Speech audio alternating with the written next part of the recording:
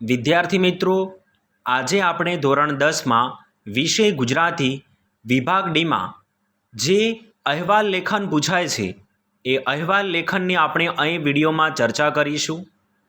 તો વિભાગ ડીમાં જે પ્રશ્ન નંબર 54માં જે અહેવાલ લેખન હોય છે તે 4 માર્કનો પૂછાય છે. તો નીચે આપેલા પ્રત્યેક વિષય પર આશરે 100 શબ્દોમાં અહેવાલ લખો. એટલે કે 100 શબ્દોમાં અહેવાલ લખવાનો રહેશે. તો સૌપ્રથમ પહેલો અહેવાલની આપણે ચર્ચા કરીશું. આ મોસ્ટ આઈએમપી અહેવાલો આપેલા છે આ વિડીયોમાં.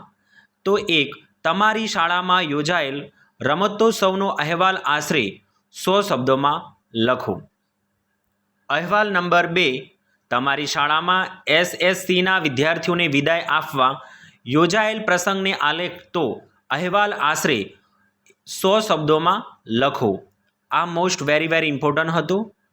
નંબર 3, તમારી શાળામાં યોજાયેલ વૃક્ષારોપણ કાર્યક્રમનો અહેવાલ આશરે 100 શબ્દોમાં લખો. એટલે કે તમે જે સ્કૂલમાં ભણતા હોય એ સ્કૂલમાં જે વૃક્ષારોપણનો કાર્યક્રમ થયો હોય એના આધારે મૌખિક તમારે અહેવાલ લખવાનો રહેશે. એટલે કે તમારી ભાષામાં લખી શકો છો.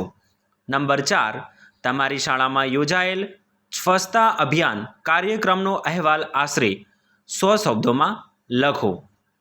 નંબર 5, તમારી શાળામાં યોજાયેલ શિક્ષક દિન કાર્યક્રમનો અહેવાલ આશરે 100 શબ્દોમાં લખો. એટલે કે સ્કૂલમાં જે શિક્ષક દિવસ ઉજવવામાં આવ્યો હતો એના આધારે તમારે 101 શબ્દોમાં અહેવાલ તૈયાર કરવાનો રહેશે. નંબર 6, તમારી શાળામાં યોજાયેલ રક્તદાન શિબિરનો અહેવાલ આશરે 100 શબ્દોમાં લખો.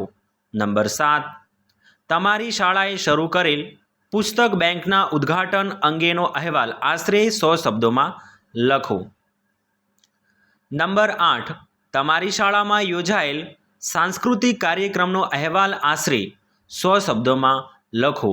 એટલે કે સ્કૂલમાં તમારે કોઈ પણ ફંક્શન થયું હોય, કોઈ પ્રોગ્રામ થયો હોય, એ પ્રોગ્રામ તમે જે જોયો હોય એના આધારે તમારે 101 શબ્દોમાં અહેવાલ લખવાનો રહેશે. નંબર 9, તમારી શાળામાં યોજાયેલ નિવૃત્ત શિક્ષકનો વિદાય સમારંભ યોજાયો તે વિશેનો અહેવાલ આશરે 100 શબ્દોમાં લખો. તો વિદ્યાર્થી મિત્રો, તમારી સ્કૂલમાં કોઈ પણ શિક્ષકનો વિદાય સમારંભ થયો હોય અને તમે જે જોયો હોય એના આધારે 101 શબ્દોમાં નિબંધ તૈયાર કરવાનો રહેશે. પછી નંબર 10માં તમારી શાળામાં ઉજવાયેલ સરદાર પટેલની 150મી જન્મજયંતિનો અહેવાલ આશરે 100 શબ્દોમાં લખો. તો વિદ્યાર્થી મિત્રો, આ આપણે અહેવાલ લેખન હતો. તો આ અહેવાલ મોસ્ટ વેરી ઇમ્પોર્ટન્ટ છે. દરેક વિદ્યાર્થી મિત્રોને બોર્ડની પરીક્ષા આપવા જતાં પહેલાં આ અહેવાલ સંપૂર્ણપણે તૈયાર કરી લેવો અને તમને ગુજરાતીના પેપરમાં અવશ્ય આમાંથી જ 100% અહેવાલ પૂછાશે. તો દરેક વિદ્યાર્થીને આ અહેવાલ તૈયાર કરી લેવા